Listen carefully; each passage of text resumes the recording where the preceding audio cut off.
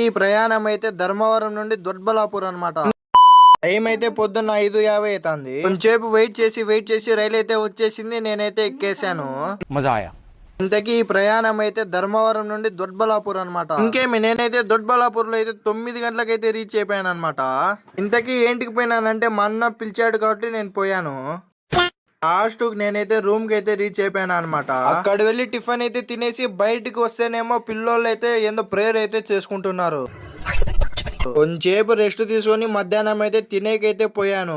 అక్కడికి వెళ్ళి chicken fried rice అయితే చెప్పాను అనమాట. చాలా అంటే చాలా బాగుంది. ఇక చక్కగా రూమ్ కు వెళ్ళి నేనైతే ప్యాక్ చేసుకుని ఇంకా ట్రైన్ కి అయితే నాకైతే టైం అయింది అనమాట. ఇంతకీ నేను దొడ్బలాపూర్ కి ఇంటికి వచ్చానంటే ఈ సంక్రాంతి హాలిడేస్ లో అయితే నేనైతే ఎక్కడికి వెళ్ళలేదు అనమాట. అదిగాక సండే అని చెప్పి మొన్న అయితే రామన్నాడు. నేనైతే వెళ్ళిపోయా. మళ్ళీ ధర్మవరం కి అయితే రిటర్న్ అయితే 7 కి అయితే వచ్చాను అనమాట. ఇక ఫైనల్ అయితే ఇంటికి అయితే వెళ్ళిపోయాను. ఇంకా సరేలే గైస్, ఇవాళ బ్లాక్ అయితే ఇదే అనమాట. Bye guys.